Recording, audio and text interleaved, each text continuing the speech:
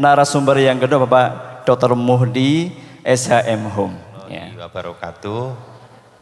Selamat pagi, salam sejahtera untuk kita semua. Pak Ketua PGRI Kabupaten Semarang sekaligus Wakil Sekretaris Umum PGRI Provinsi Jawa Tengah. Bapak Ibu pengurus kabupaten, pengurus cabang khususnya Ketua dan pengurus cabang Getasan, ini luar biasa ya. Seminarnya diikuti 700 orang. Wah ini dahsyat. Saya kemarin datang di peringatan dari Guru Nasional dan dari ulang tahun PGRI di Batang 12.000 kemarin ya. Di lapangan kemarin ya, di GOR ya. Tapi di ininya ya, yang duduk apa namanya ya. Ya, jadi luar biasa. Alhamdulillah hari ini saya bisa hadir di acara peringatan dari ulang tahun PGRI ke-79 dan dari Guru Nasional tahun 2024 di Kecamatan Getasan. Seingat saya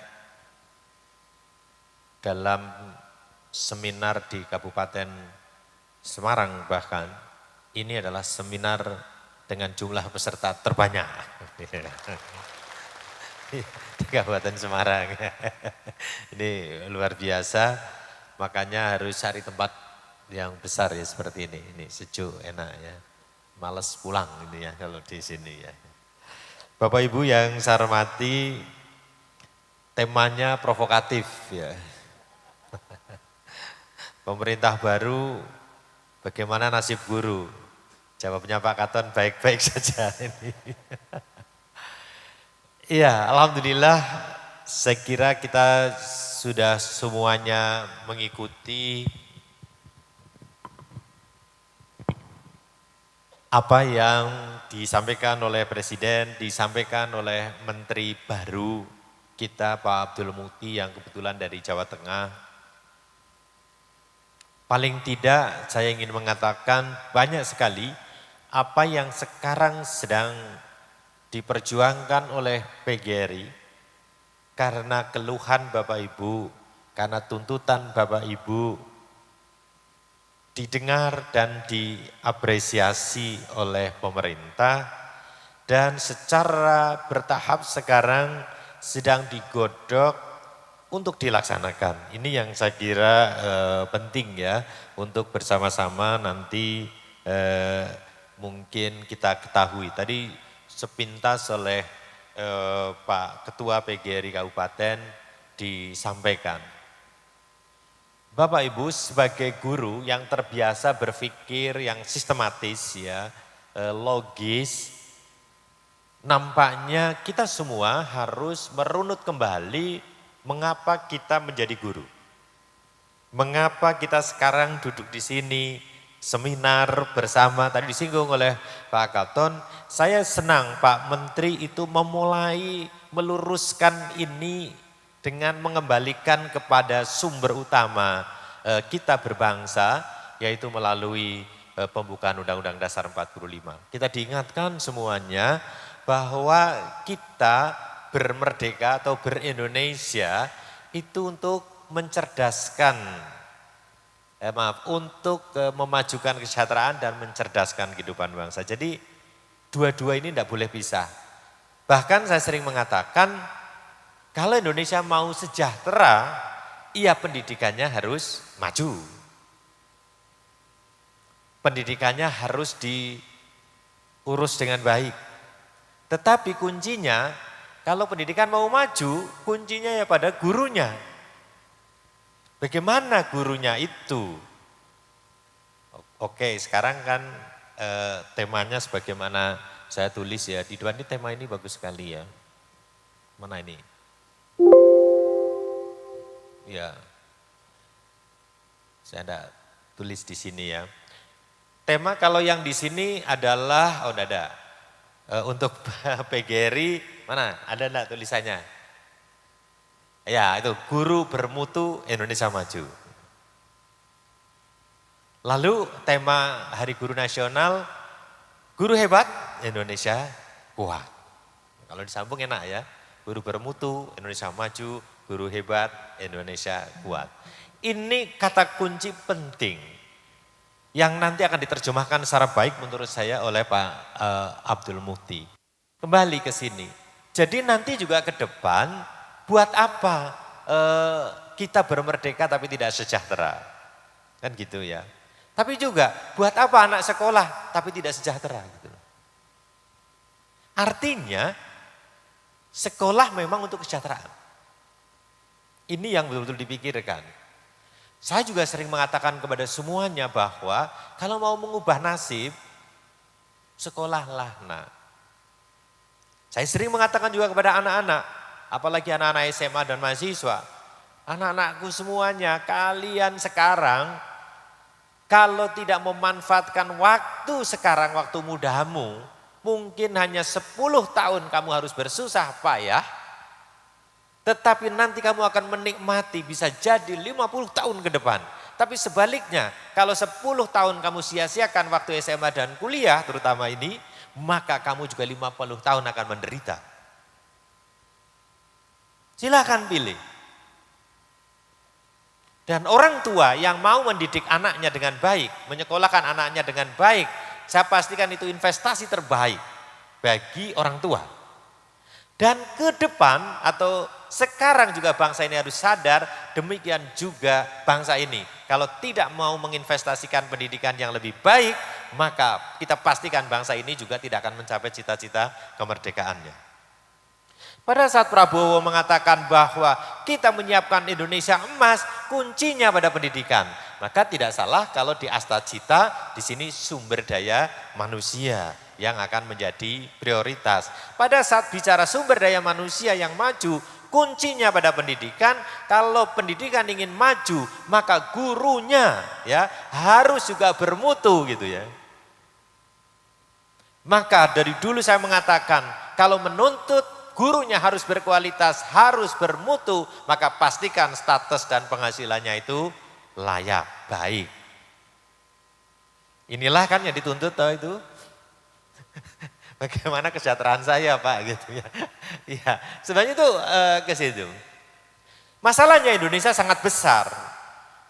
Maka Pak Abdul Muti menyadarkan kepada kita semuanya, ngurus Indonesia, pendidikan mau maju, bukan pendidikan di kota Semarang, bukan pendidikan di Ungaran, bahkan bukan di Getasan, tapi juga di ujung Kabupaten Semarang, bahkan ujung Indonesia. Maka kuncinya saat ini pendidikan yang merata atau akses pendidikan. Ini jelas sekali setiap warga negara berhak mendapat pendidikan. Maka sekarang menjadi prioritas yang luar biasa. Yang terakhir dalam slide ini, dan disadarkan kembali kepada kita, tidak ada artinya anak itu pintar setinggi langit sekalipun, dan itu dalam Undang-Undang Dasar sudah dirumuskan, dalam Undang-Undang Sisdiknas juga sudah dirumuskan, bahwa tujuan pendidikan kita kalau dalam Undang-Undang Dasar meningkatkan keimanan dan ketakwaan serta akhlak mulia dalam rangka baru mencerdaskan kehidupan bangsa. Jadi buat apa pinter tapi tidak berakhlak, buat apa pinter tapi tidak beriman dan bertakwa, karena nanti tidak akan membawa kebaikan bagi semua. Dalam konteks di Indonesia, pada saat panjenengan mungkin diajarin bahwa akhirnya kecerdasan spiritual menjadi penting, itu memang kalau di Amerika melalui penelitian. Awalnya penelitian orang sukses adalah orang pinter. Lama-lama orang pinter tidak mesti sukses. Yang sukses adalah yang kecerdasan emosionalnya bagus. Itu di Amerika penelitiannya. Tetapi banyak orang yang pinter, emosionalnya bagus, kaya, tapi memperkaya diri, merusak alam dan sebagainya. Maka di Amerika lalu kalau begitu yang hebat ya, yang sukses tetapi tidak merusak adalah yang punya kecerdasan spiritual. Ini kan kembali ke sini. Jadi sebenarnya Indonesia udah hebat, wis biyen wis ngerti sing kaya ngono. Cuma awak dhewe sing ora nyampe ke sana-sana ya. Dan ini di Undang-Undang Sisdiknas dirumuskan kembali agar kita mengingat bahwa mendidik itu lebih penting ya daripada mengajar. Bapak Ibu, oke. Lalu bagaimana program Pak Menteri? Nah ini saya sekarang akan masuk. Oke, kita bicara yang tadi digambarkan oleh Pak Ketua. Penguatan pendidikan karakter. Saya ingin gambarkan, ini kan hubungannya dengan tadi. Ke depan karakter anak tidak boleh hanya menjadi tanggung jawab guru BK. Pertama, ada guru BK di sini? Ya, guru BK. Tapi guru BK juga harus cukup. Maka salah satu programnya nanti pengangkatan guru BK itu akan dilakukan mungkin cukup besar. Karena akhirnya bangsa ini sadar. Ya Allah, kok anak-anak saya ini soyo wangel kok kandani gitu. Saya kemarin sore harus ke ke kota Magelang. Ada anak, maaf kata Pak Katon oknum ya, anak oknum polisi, bapak ibunya polisi kebetulan. Anaknya mungkin beling ya, lagi pembelajaran praktek nampaknya itu ditinggal oleh gurunya, pindah ke tempat lain, gurunya masih jalan, anaknya sudah ada di luar gitu loh, pakai sandal lagi gitu. Nah ini guru laki-laki, hei guru laki-laki ya, hati-hati ya. Guru laki-laki negurnya kok yo dadak, gitu ya. Lalu diece sama, bukan diomong sama anak-anak yang lain. Ih Pak Guru demek-demek. Oh, ngamuk itu Pak Guru. Gampangannya. Sopo demek-demek? Aku kan punya ini dok. Tapi anak kayak gitu. Dasar anaknya dilalah enggak pakai sepatu, pakai sandal. Sandalnya ketinggalan, diambil, duduk kayak gitu ceritanya gitu lah, mungkin kurang lebih. Akhirnya lapor ke bapaknya, hati-hati loh ya, anak-anak sekarang itu nek lapor bisa melebihi dari kejadian yang sesungguhnya gitu loh. Ini. Bapaknya marah, datang ke sekolah, marah-marah, mana Pak X itu? Enggak ada dilalah orang, dikira diumpet kayak saya marah. Akhirnya dilaporkan ke polisi. Jadilah tersangka kan. Jadi Pak Katon jangan dianggap enggak apa-apa, ada yang apa-apa, ini urusannya panjang ini. Sampai pada masa reses yang lalu saya sudah datang, diselesaikan, belum selesai. Kemarin saya menggunakan posisi saya sebagai Wakil Komite 1 DPD RI, saya datang sebagai anggota DPD, sehingga diterima dan mendiskusikan masalah itu. Mudah-mudahan selesai. Iya, maka di situ. Tapi yang paling penting karena ini bukan menjadi tanggung jawab guru BK, dalam waktu yang tidak terlalu lama, semua guru termasuk guru kelas akan dilatih bimbingan konseling. Bagaimana mengkonseling anak. Ini yang saya kira perlu Bapak Ibu ketahui. Yang kedua, Bapak Ibu yang saya hormati,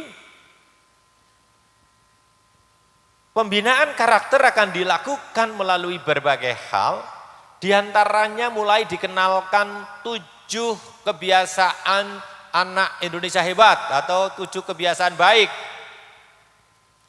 Anak-anak sekarang itu tidak terbiasa bangun pagi gitu loh misalkan. Lah sekarang harus ada gerakan bangun pagi. Menurut saya ini sederhana tapi penting. Yang kedua disebutkan di sini beribadah. Ini kan hubungannya dengan ketakwaan tadi. Nah ini yang menurut saya kebiasaan anak kita mendem di kamar gitu ya. Sekarang suruh berolahraga gitu ya.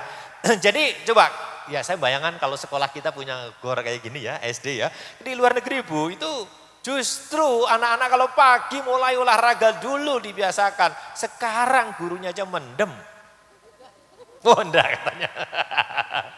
Artinya pagi-pagi sudah mengajak. Kita dulu pagi ada senam pagi ya, zaman kita SMP pagi-pagi suruh puan. Udahlah apa saja, tapi setelah kita bergerak kan tubuh ini menjadi siaplah untuk menerima ilmu dan sebagainya. Ya kalau SMP dulu ingatlah senam pagi ya Indonesia ya dulu ya. 1, 2 gitu sampai gitu ya. Sekarang guru mana yang ada hafal senam? Ya. Makan sehat dan bergizi. Ya, ini sudah diputuskan 10.000 besok ada makan sehat. Setiap hari. Pak, 10.000 di Getasan cukup Pak, di Ungaran enggak cukup. Ya itulah urusan nantilah ya. Saya juga sebenarnya saya punya sekolahan gitu. Sekolahan saya sekarang makannya 20.000 ya, ini 10.000 nanti gimana gitu. Tapi 20.000 bayar sendiri.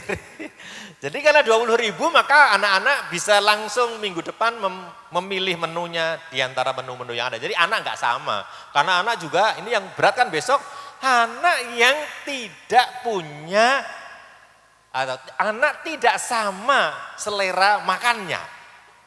Bahkan ada anak yang enggak boleh makan ABC. Kalau di sekolah kami memang menu yang disiapkan misalkan dalam 5 atau 6 paket, lalu anak pesen sendiri. Untuk minggu depan saya minta hari Senin menunya A, hari Selasa menunya B. Ada variasi dan yang dia bisa makan. Sekolah swasta pasti, sekolah negeri urusannya panjang gitu ya. Ini yang nanti kita bicarakan. Ya, gemar belajar, bermasyarakat, istirahat cepat, ini harus menjadi kebiasaan. Dan menurut saya memang pendidikan, apalagi di pendidikan dasar, menengah, hal-hal yang kebiasaan sehari-hari itu tidak usah terlalu muluk-muluk, tetapi yang prinsip-prinsip, seperti ini kan omongannya sederhana, ayo le bangun pagi itu kan sederhana. Di sekolah minimal seminggu 2-3 kali misalkan ada olahraga pagi, nah perlu setiap pagi ada senam atau dalam pembelajaran beberapa jam sekali ada olahraga lah katakanlah. Ini hal yang nah pada saat masuk yang berikutnya wajib belajar 13 tahun yang penting di sini ada guru TK, guru RA. Ada ya? TK besok masuk wajib belajar. Nah, ini yang paling penting. Nek wajib berarti negara harus bertanggung jawab terhadap apa? Pertama terhadap penyelenggaraan pendidikannya. Kemarin mana guru TK ada di sini? Oke, iya, oh ada juga. Bu, TK itu dapat apa saja sekarang dari pemerintah? Ya? Untuk sekolahannya, untuk pengelolaan apa dapat apa? Bosnya berapa Bu? Ya, 600. Kalau SD berapa sekarang ya? Nanti bisa ditingkatkan kan menjadi 900. Karena ya sekolah TK saya kira podo karo sekolah SD umumnya ya. Kalau di sekolah saya gitu ya, sekolah yang mulai pagi sampai jam 12 juga. Yang kedua gurunya. Gurunya swasta Pak kebanyakan. Maka salah satu kebijakan kemarin dalam rapat dengan Menpan kami meminta kepastian pernyataan Pak Menteri Pendidikan kita bahwa P3K nanti juga tidak hanya di sekolah negeri tapi juga di sekolah swasta. Ya. Ini ya yang artinya apa? Bahwa sekolah swasta yang sekarang paling banyak TK setelah menjadi wajib peluangnya menjadi lebih terbuka. Kemarin hari Selasa kami dengan Menpan meminta kepastian. Masih ada yang ikut tes P3K besok? Masih? Ikut Bu? Coba ngacung yang ikut P3K besok. Yang sekarang sedang seleksi. Ya ngacung saya ingin tahu berapa? Oh tinggal sedikit ya. Tinggal 1. Udah habis ya. Tapi teman saudara masih ya banyak ya? Iya, kemarin saya meminta sebagai anggota DPD meminta komitmen, meminta kepastian dan kita sepakati bahwa non-ASN baik guru maupun tenaga kependidikan yang sekarang sudah masuk database BKN 100% diterima pada tahun ini. Dan disepakati. Sehingga tahun 2025 dipastikan semua bernip. Problemnya ada memang. Apa problemnya? Ternyata anggaran daerah atau daerah itu belum semua mau menerima alokasi yang disiapkan oleh pusat sebanyak 1 juta lebih itu untuk tahun ini. Tetapi pemerintah pusat karena ini sudah menjadi komitmen dan menjadi diatur di dalam undang-undang ASN, di mana tahun depan tidak boleh lagi ada non-ASN ada di sekolah negeri, maka akan dipenuhi semua walaupun nanti apabila jamnya masih kurang, misalkan ya di situ alokasi yang diajukan oleh daerah tidak sejumlah itu akan diberikan NIP walaupun dengan sebutan dia masih paruh waktu. Ya, tapi bernip tetap. Dia tetap ASN. Dan nanti pada saat di daerah itu yang kurang jam misalkan, jamnya sudah tersedia, formasinya sudah ada, katakanlah, maka akan dijadikan penuh waktu. Tetapi saya tidak mau terima dengan itu. Saya sebut makhluk apa lagi ada ASN paruh waktu, saya bilang. Membingungkan saja gitu ya. Iya, tapi terkendala yang bayar. Kalau daerah seperti Kabupaten Semarang itu anggaran belanja pegawainya tidak boleh melebihi 30%. Kalau sekarang sudah hampir 30%, ditambah misalkan 200 pegawai negeri mentok di 30%, dia tidak mau lebih dari itu. Karena kalau lebih dari itu disemprit. Untuk itu maka karena harus diangkat akan dibayar dulu dengan alokasi pusat. Tetapi saya minta ke depan harus diubah. Jangan samakan kota Semarang dengan Kabupaten Semarang. Karena apa? Kota Semarang PAD-nya belum sebanyak Kabupaten Semarang, PAD-nya belum sebanyak kota Semarang. Sehingga 30% bagi Kabupaten Semarang itu berbeda dengan 30%-nya di kota. Ini kan sama dengan begini Pak Katon. Pak Mudi, gimana nih? Guru-guru kok sekarang paling banyak yang cerai gitu. Wah ya, saya bilang kepada pejabat provinsi, Bapak jangan pakai jumlah dong gitu loh. Pakai persentase gitu. Loh ya, nggak bisa Pak, wong memang faktanya sekarang paling banyak yang cerai guru. Lah iya, wong pegawai negeri itu paling banyak guru. Yang mesti jumlahnya paling banyak. Prosentasenya coba bandingkan, berapa persen guru yang cerai dibandingkan pejabat yang cerai, saya bilang gitu. Sampai saya guyon nih, berapa banyak guru yang selingkuh dibandingkan dengan pejabat yang selingkuh, tak gitu.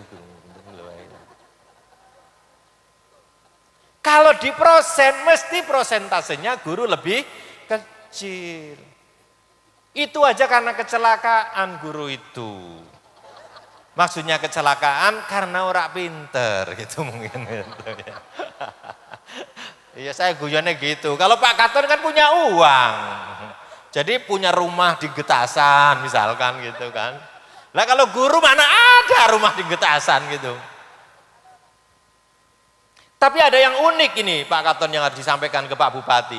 Kemarin karena kebetulan saya bersama dengan Bu Kanjeng Ratu Hemas di DPD. Pak Mudi ada hal yang baru ini kemarin saya diberitahu oleh teman-teman. Apa Bu? Teman-teman guru itu cerai ternyata gara-gara kepala daerah menempatkannya terlalu jauh dari rumahnya. Loh kok bisa Bu? Lah gimana Pak Mudi? Perempuan kerja ditempatkan 30 kilo dari rumahnya. Suaminya kerja kan tidak mungkin nganter. Akhirnya nunut sama Pak Guru yang lain katanya. Oh, pulang ikut Pak Guru yang lain katanya. Loh, setiap hari nunut dibonceng pulang pergi, yo lama-lama.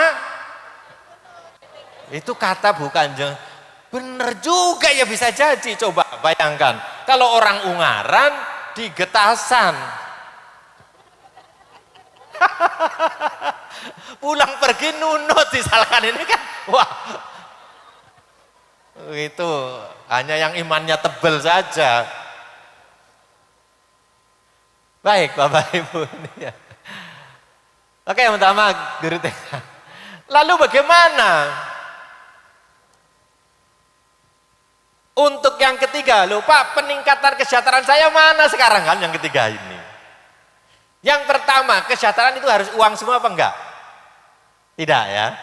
Maka di sini yang pertama, kesejahteraan bagi guru yang akan diberikan adalah bagi guru yang belum S1 atau D4 akan diberikan bantuan untuk S1 atau D4. Sekarang masih ada 249.000. Dan saya yakin paling banyak guru TK nanti gitu kan. Ini yang pertama. Loh, kenapa hubungannya dengan ini? Karena nanti pertama kaitannya dengan kompetensi. Tapi yang berikutnya dengan kesejahteraan. Karena sebenarnya yang dikatakan oleh Pak Presiden itu yang benar itu begini. Peningkatan kesejahteraan guru memang akan diberikan melalui apa? Melalui tunjangan profesi guru atau melalui sertifikasi. Berapa? 1 kali gaji. Panjenengan dengar ini, lho wis biyen Pak.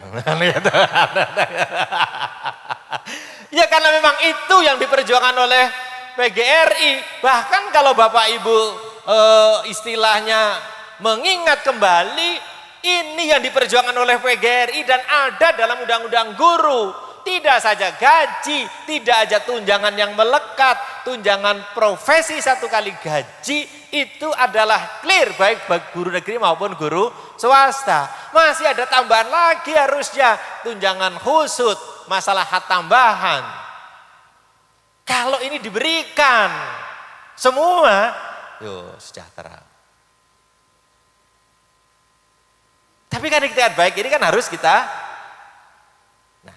Apa yang akan dilakukan? Loh Pak, kalau begitu nggak ada bedanya. Ada, kalau tahun 2025 gajinya naik. Kalau gajinya naik, tunjangannya otomatis naik karena mengikuti kan. Loh apa artinya semua ini kalau cuma itu? Yang perlu diketahui sekarang masih dengan yang angkatan baru nanti P3K bisa jadi masih jutaan guru yang belum bersertifikat pendidik. Maka bagi ini yang pas, bagi guru yang belum bersertifikat pendidik, belum dapat tunjangan profesi, akan mendapat peningkatan kesejahteraan 1 kali gaji. Itu pasti, itu di situ yang benar. Aduh Pak, kok begitu wis tewas. Kesana kemari belanjaan sudah naik katanya gitu ya. Tapi saya harap PGRI harus cerdas ya dalam membaca ini pernyataan politik. Mungkin Pak Prabowo enggak begitu paham yang kemarin itu bagaimana toh gitu ya. Begitu wah ini sertifikasi. Maka disebut coba logikanya. Pak Presiden mengatakan maka tahun 2025 tunjangan profesi itu anggarannya saya naikkan 16 triliun. Kan itu kan? 16 triliun bagaimana ngitungnya? Tahun ini 600.000 itu kurang lebih sudah bersertifikat pendidik yang akan diberi tunjangan profesi. Kalau rata-rata 3 juta sudah 18 triliun itu kan. Jadi memang untuk mereka itu. Loh Pak yang 2 juta bagaimana? Yang dinyatakan memang dulu kan janjinya kalau menang 2 juta gitu toh. Tambahan untuk semua. Tapi yang disampaikan kemarin 2 juta untuk guru swasta yang bersertifikat pendidik. Kalau yang bersertifikat pendidik sudah impasing lebih dari 2 juta malah sudah. Benar ya? Anda guru swasta yang sudah dapat 2 juta lebih, sudah impasing? Ada ya Ibu ya? Ibu guru di TK, swasta ya? TPG-nya berapa Bu? Ya? Sudah impasing ya? Tapi sekali toh impasingnya ya baru? Sudah berapa kali? Oh ya, sekarang sudah 3 juta lebih ya. Nggak mau toh jadi 2 juta toh Bu? Enggak mau. Karena undang-undang guru memang 1 kali gaji. Loh Pak 2 juta, 2 juta bagi nanti ya. Yang pertama belum impasing, dapatnya sekarang berapa? 1,5.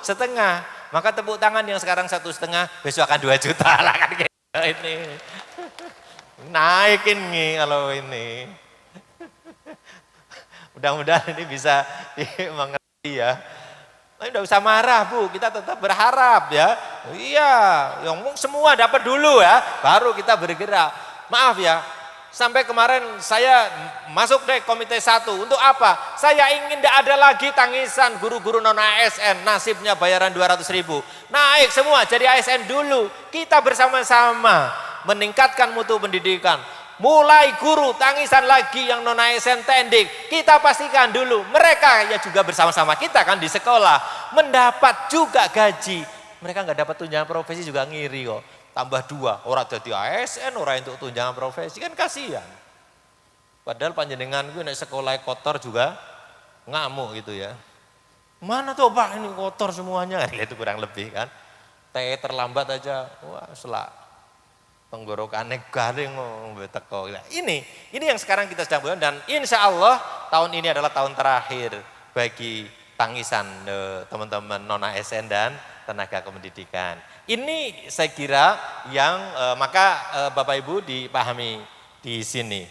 Bapak Ibu yang saya hormati, beberapa hal saya kira tadi banyak disampaikan oleh Pak Katon. Bapak Ibu, kalau kita berbicara lebih dari itu, maka yang mungkin akan, sekarang sedang dalam pembahasan mungkin sifatnya akan selesai, adalah terkait PPDB. PPDB ini kan membuat setiap tahun ribut nasional. Apalagi yang SMA ya, wah, perkelahiannya luar. Karena apa? Semakin tinggi jenjang pendidikannya di Indonesia, jumlah sekolah negerinya semakin sedikit. Maka tidak fair kalau zonasi antara SD, SMP, dan SMA disamakan kuota zonanya. Agar adil bagaimana? Ya kita kembalikan dong. Kalau SD mah semua desa ada bahkan lebih dari 1, karena jumlah desa di Indonesia lebih sedikit dari jumlah SD di Indonesia. Artinya memang ada di setiap desa. Artinya kalau diterapkan zonasi itu nggak ada masalah kan SD, memang ono neng setiap daerah. Tapi begitu naik SMP tidak semuanya desa ada, bahkan mungkin ada kecamatan yang tidak ada SMP. Kalau di zona semuanya maka ada orang yang jauh, di meter itu paling jauh gitu, rugi dong. Apalagi SMA, di kota kayak kota Semarang, SMA sauplek dok Bu, SMA 3, SMA 5, empet-empetan. Enak sing neng burine sekolahan. Karek milih rono yo zona, yo rono yo zona.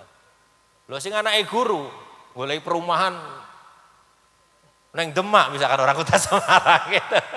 Ke Demak yo adoh, ke Semarang yo adoh, melu sapa coba? Maka rumusan ini yang paling rasional dan terus sedang kita diskusikan, semakin ke atas jumlah persentase zonanya kita turunkan, kita perbanyak prestasinya. Sehingga anak guru yang berprestasi, anak yang berprestasi yang dijamin oleh undang-undang itu memiliki hak memperoleh pendidikan terbaik, juga punya kesempatan. Bukan anak yang sudah rajin belajar, pinter, dia tidak bisa melanjutkan sekolah yang baik hanya gara-gara anak guru. Karena jauh dari sekolah atau zona itu. Bahkan ada ya, daerah blank itu ada loh. Rono Yorain tuh, Rono Yorain tuh.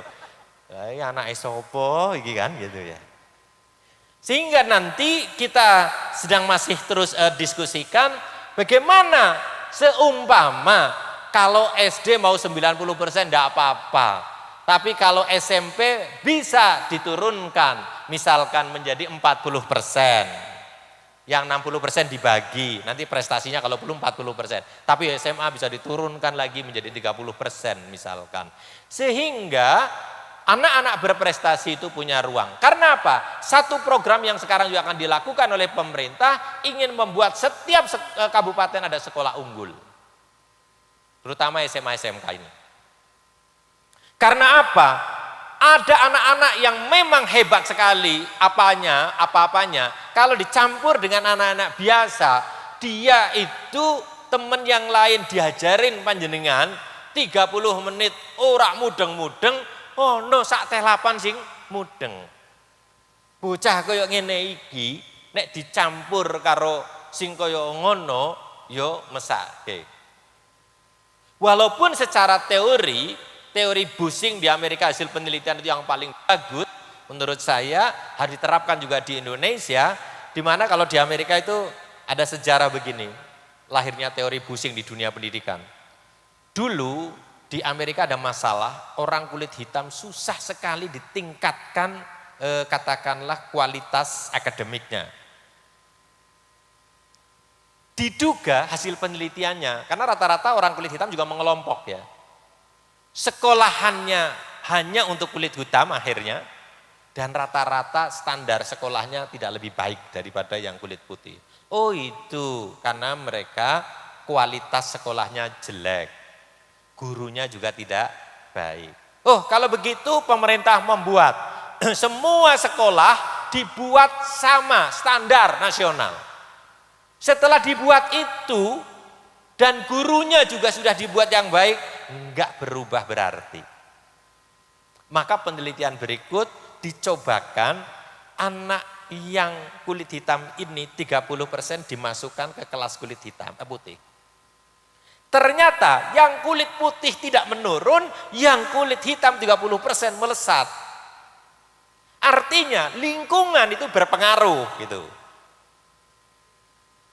Disitulah akhirnya di sana keluar teori Bushing dalam dunia pendidikan, di mana setiap sekolah diwajibkan ada sekurang-kurangnya 30% dari kulit hitam. Ini menurut saya sangat mendasar ya. Kalau ingin akses itu ada di semua, maka ini menjadi sangat penting. Waktunya udah habis ya, Mas. Ya nanti tanya ini ya. Oke, tadi Pak Katon menyampaikan terkait sarana prasarana itu ya. Oke lah, ini juga merupakan kesejahteraan ya bagi kita. Yang berbeda nanti untuk sarana prasarana itu Bapak Ibu, saya ingin sampaikan bedanya nanti adalah di pembangunan atau membangun sekolah tidak lagi diserahkan kepada pemerintah, tapi diserahkan kepada sekolah. Dananya langsung dikirim ke sekolahan. Ya, SPC nanti harus dilatih ya ini yang.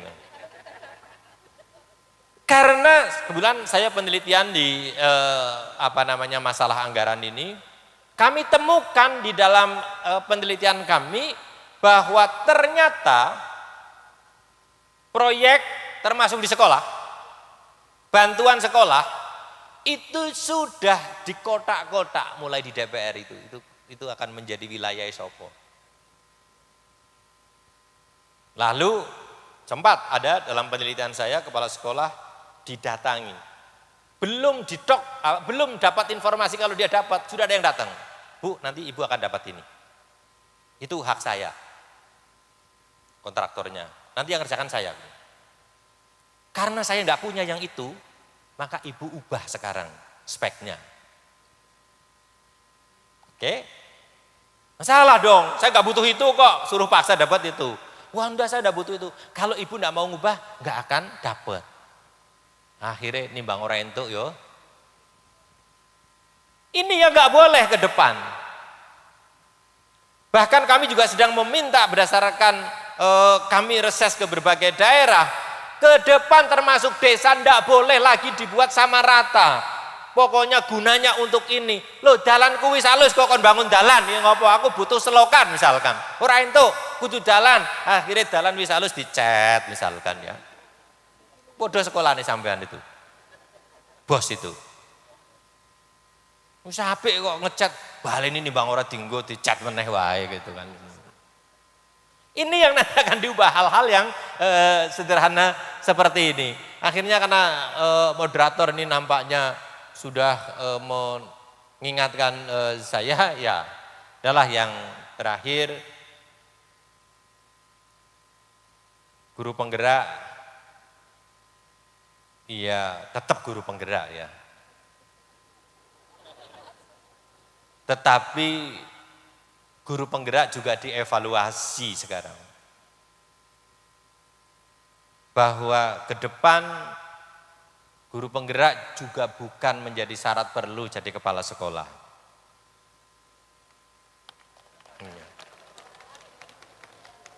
Karena untuk jadi kepala sekolah butuh kompetensi, butuh pengalaman, butuh penjenjangan. Tadi kan moderator bilang, ini Pak Muti jadi ini, wow, dalane wis. Iya, lo coba bayangkan, di dalam praktek sekarang, sudah banyak sekali guru penggerak jadi kepala sekolah, tapi begitu jadi kepala sekolah, mohon maaf, karena pengalaman kurang, kedewasaannya kurang, bahkan bisa jadi yang jadi anak buahnya itu adalah dulu gurunya gitu loh. Betul ya? Waduh, lalu susah gitu. Di sisi lain, guru yang sudah berjenjang, sampailah sudah hampir sampai surga itu ya, hampir sampai jadi kepala sekolah, wis tes kepala sekolah sudah lulus, umurnya 51 tahun, ora sido diangkat. Oh, kamu harus jadi penggerak. Ya, saya mau jadi guru. Oh, enggak boleh, wis tua kowe lah kana. Bisa ya dipahami. Artinya apa? Jadi guru penggerak ya penting, tetapi enggak boleh orang jadi guru penggerak cita-citanya hanya satu, agar bisa jadi kepala sekolah gitu kan. Niati dengan tulus ya, bahwa saya akan menjadi guru yang mampu membawa kebaikan bagi lingkungannya. Jangan pelatihan terus itu nggak pernah mempengaruhi lingkungan gitu loh. Ini sebenarnya yang perlu. Maka Bapak Ibu, kalau kita berbicara kurikulum merdeka, sekarang juga dalam proses dievaluasi. Ya, yang baik dilanjutkan gitu kan Pak. Yang nggak baik ya diubah gitu. Tolong Mas dikembalikan Mas. Nah, seperti apa ke depan kurikulum kita?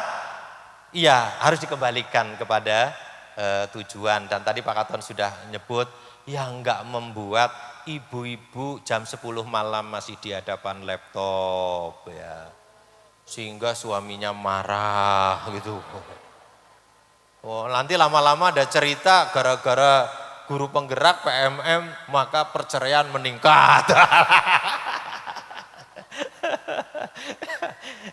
Dan ini diketahui persis. Lah wong menterinya itu memang sama dengan kita pendidikannya. Kan sama-sama SPD dia. Walaupun dia tarbiyah ya. S2-nya di Australia juga pendidikan. Sampai doktor. Lalu sekarang ngurus sekolah ribuan. Sebagai sekretaris umum Muhammadiyah kan punya TK yang ribuan, SMP, SMA, pakai perguruan tinggi juga ribuan. Jadi wis jane ya wis hafal banget karo keluhane guru. Maka beberapa kebijakan yang ada saya mengatakan PGRI banget gitu loh. Iya, saya balik Mas. Mengatakan itu kenapa? Karena sekali lagi bahwa apa yang sekarang sedang upayakan perbaikan karena kita begini ya, kurikulum merdeka baik, baik kan? Kurikulum merdeka ada kurangnya? Ada. Kan gitu. Kalau kita juga, loh Mas, wis miki kok di tadi?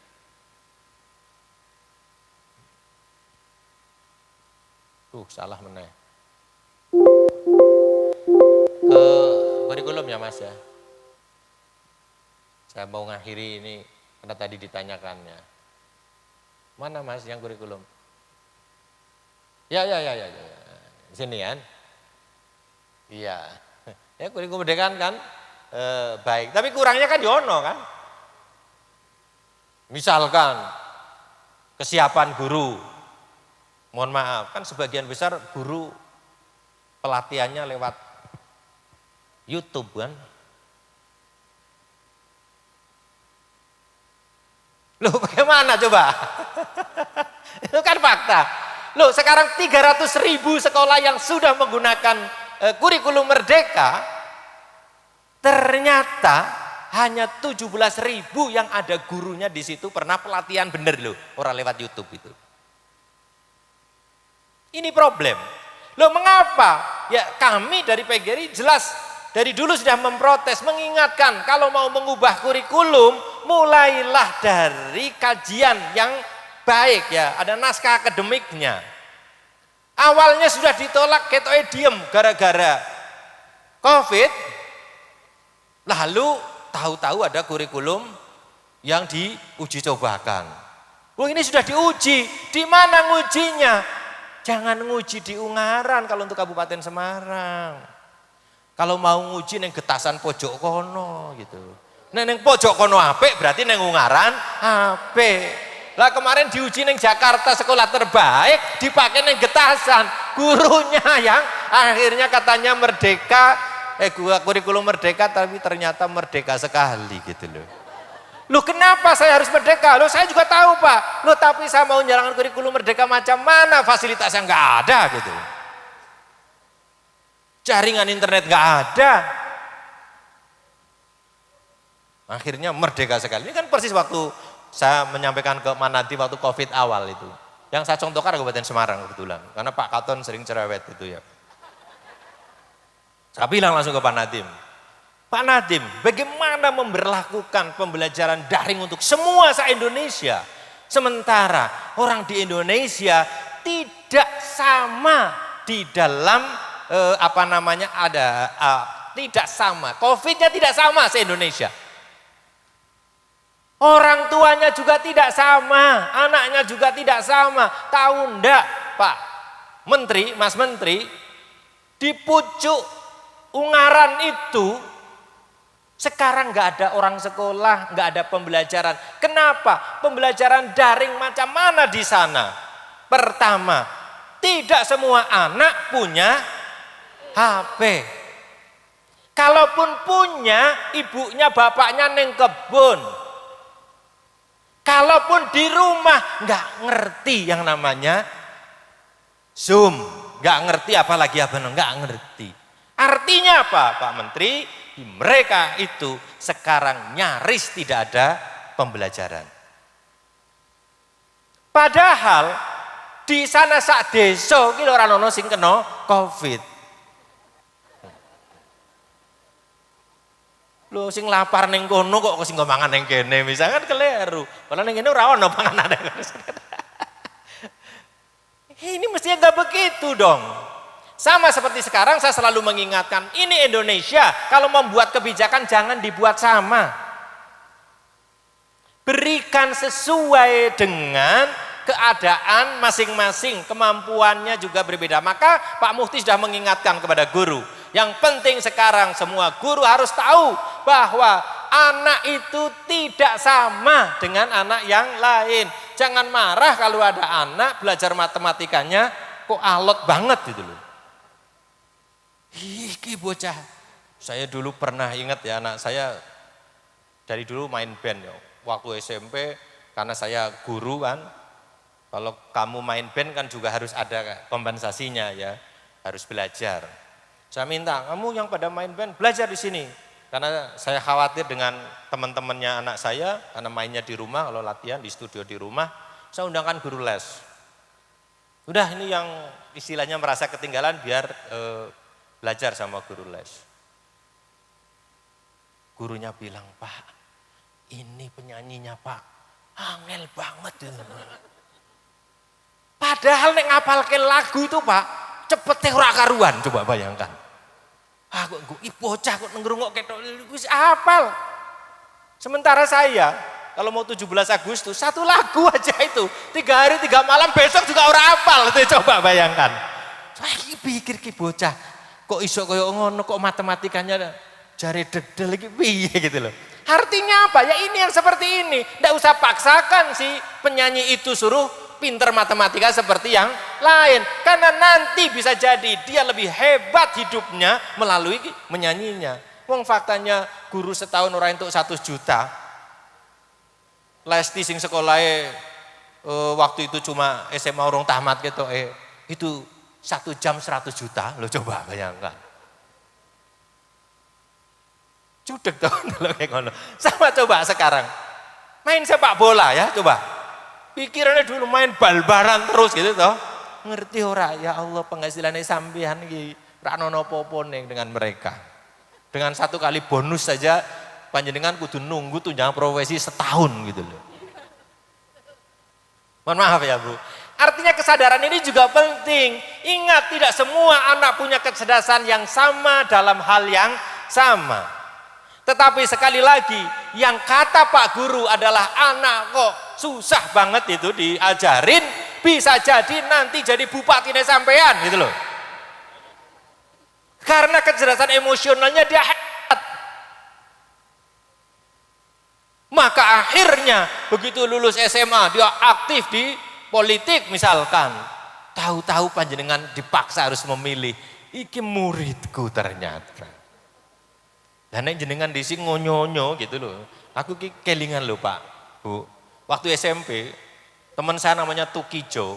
Dasare bocah desa. Lihat jenenge kan Tukijo itu kan ketok banget lah. Wong pinggiran, itu kebumen pinggir gitu. Jenengane Tukijo. Nek bal-balan jago. Sopo sing wani gajaman ini garsan karo Tukijo. Patah sikile gitu. Karena begitu kokohnya orangnya. Tapi nek pelajaran apalagi tekan bahasa Inggris diparani donyonyo polomu ning ngendi polomu ning ngendi. Saya yang sebelahnya aja masih ingat gitu loh. Oh apalagi dia itu coba bayangkan.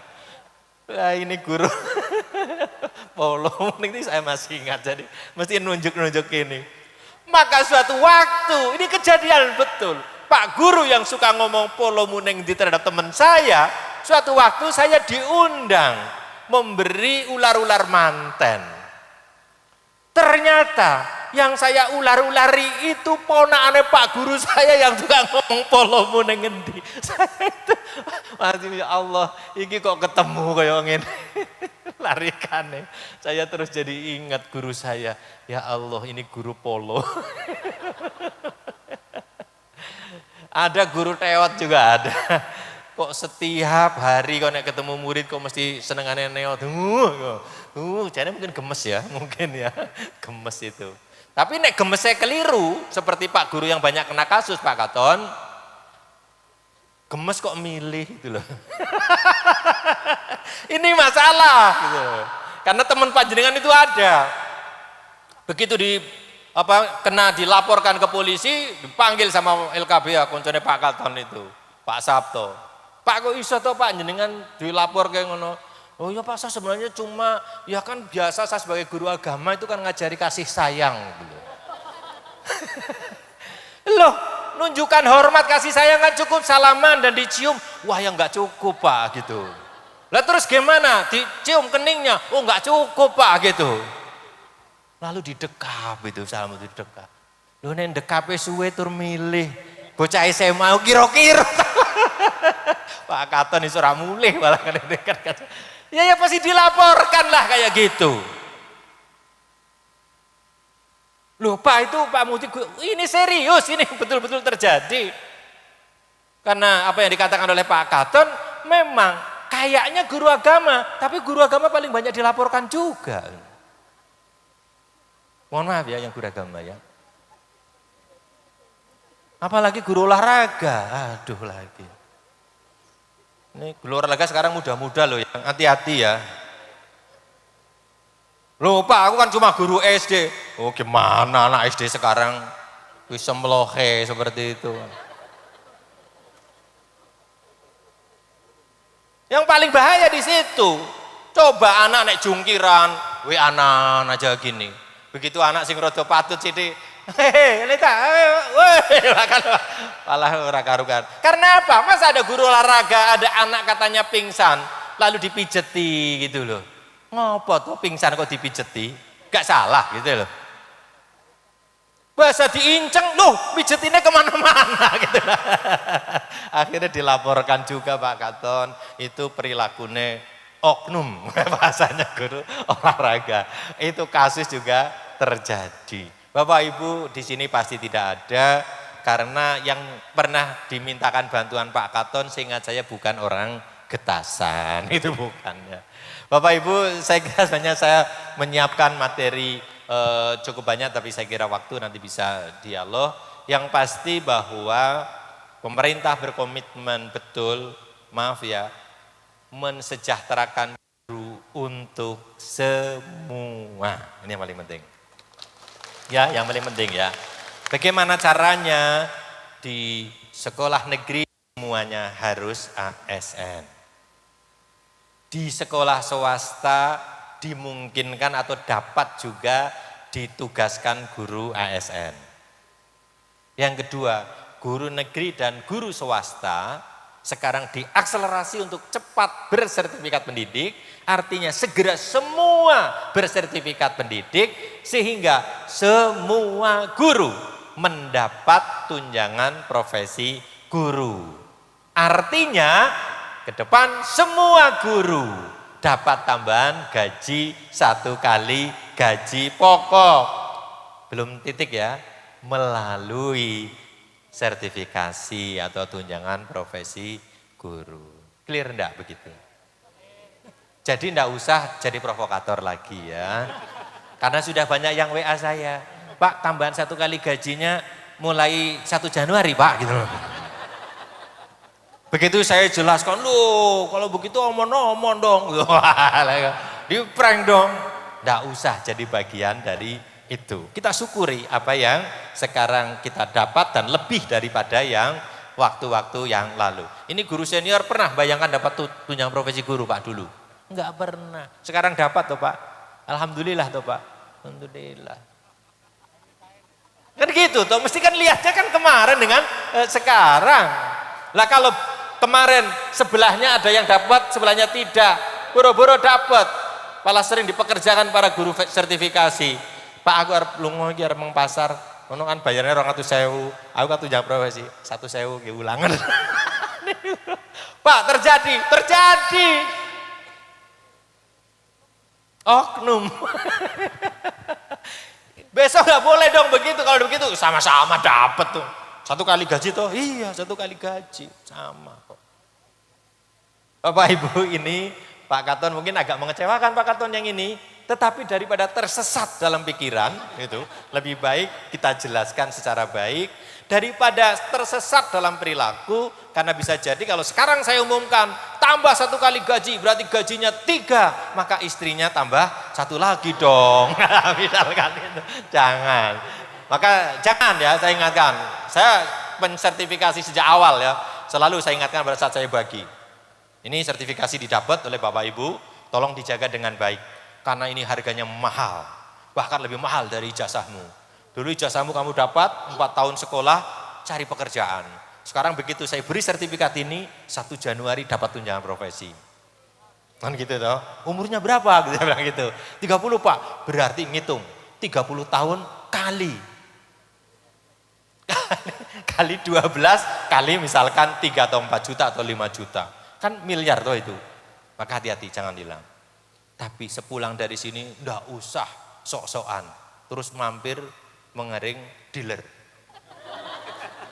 Belum dapat. Karena saya khawatir atau nanti bayangkan, wah nanti sudah nyetir Avanza baru. Sebelahnya plastikan, Lalu mikir, sing neng omah wis ora patut. Sing patut guru honorer. Lah ini sesat, Pak. Bapak Ibu, apakah ada yang begitu? Wah, ya mungkin ada. Maka terima kasih kepada semua guru Ketasan 700 semuanya hebat-hebat. Mari kita berkomitmen untuk menjadi bagian memajukan pendidikan ya agar Indonesia maju. Mari kita menghebatkan diri agar bisa menghebatkan anak-anak kita agar Indonesia kuat. Pastikan menjadi guru yang cinta ilmu. Saya lebih senang setuju dengan ini. Artinya menjadi pembelajar terus karena cinta ilmu. Tapi yang kedua, jangan bully anak, jangan kekerasan anak. Maka yang kedua, cintai, sayangilah anak. Kalau sayang itu kan mesti baik ya, sayang. Seperti kita lah Pak udah tua gitu, kepada istri kan nggak usah pamer ya Pak nanti bahwa istri saya paling cantik. Apa? Bisa Pak ngomong istri saya sekarang lebih cantik dari dulu? Jangan Pak, itu sesat tuh. Tapi kalau Bapak mengatakan Pak Muhdi saya tapi lebih sayang dari dulu, walaupun dulu masih cantik sekarang sudah. Tapi bohongilah istri panjenengan dengan mengatakan tetap paling cantik. Karena dibohongi untuk yang satu itu seneng Pak. Tapi jangan bohongi naik gaji orang ngomong loh Pak. Ya jangan gitu ya. Iya, tapi yang ketiga yang paling penting menurut saya sekelas cinta ilmu, sayang peserta didik atau siswa. Yang ketiga menjadilah guru yang inspiratif. Karena inspirasi guru bisa jadi nilainya lebih penting daripada anak belajar selama 1 tahun. Ini serius betul. Karena anak-anak lebih percaya kepada panjenengan kepada orang tuanya. Anak saya yang ngajar murid saya dulu. Tapi saya juga kadang-kadang berkecil hati. Lah diomongi gurune kok percaya banget, diomongi bapakane kok ora percaya gitu loh. Apalagi guru BK. Anak saya tak tanya, kuliah ngendilik ini. Kata bu guru BK. Wah, mantep banget itu. Saya cocoknya Pak. Ya kalau enggak kedokteran, iya teknik. Enggak, takut kamu kuliah seperti kakakmu. Enggak lulus kan lama ya, kuliah kedokteran lama. Susah bukunya tebel-tebel. Oh, tapi guru BK saya bilangnya begitu gitu. Wah ya sudahlah, kalah lah kalau guru BK. Saya tinggal, oke lah kalau begitu. Yang penting kalau kamu sudah yakin, kamu harus belajar. Tahu enggak saingannya banyak. Yang kedua sekolahnya lama. Ini guru BK, benar, serius Bu, anak saya. Wah setelah lulus jadi dokter, saya bilang sekolah lagi Le gitu. Wah enggak lah Pak, sudahlah sampai sini udah lama sekolah. Saya bilang, sekolah lagi kamu 4 tahun, maka kamu akan menikmatinya lebih lama. Nah gitu. Iya ya, oh iya coba kalau dokter umum, kamu itu jaga UGD sampai pagi, dia bilang gitu. Dokter spesialis enggak, ya bilang. Iya ya, masuk lagi. Setelah masuk, waduh Pak berat ah, saya tak mundur aja. Saya ingatkan lagi, 3 tahun lagi kamu lulus, tetapi kamu akan menikmati 30 tahun ke depan. Ya mau juga akhirnya ya. Jadi sekali lagi inspirasi bisa jadi lebih dahsyat bahannya daripada mungkin panjenengan ngajari IPA, ngajari matematik, ngajari bahasa Inggris setahun lamanya. Karena inspirasi akan membawa energi anak itu terus termotivasi dan mencapai cita-cita yang sesulit apapun. Kalau guru mampu memotivasi anak, menginspirasi anak itu, saya yakin anak-anak itu akan menjadi anak-anak yang tangguh, anak-anak yang hebat, dan saya pastikan akan menghebatkan tidak saja bagi dirinya dan lingkungannya, tetapi bagi Indonesia. Terima kasih, kurang lebihnya mohon maaf. Hidup guru, hidup PGRI, solidaritas. Yes. Assalamualaikum warahmatullahi wabarakatuh. Waalaikumsalam warahmatullahi wabarakatuh. Luar biasa pada Bapak Muhdi yang telah memberikan materinya yang sangat bagus. Sebenarnya kita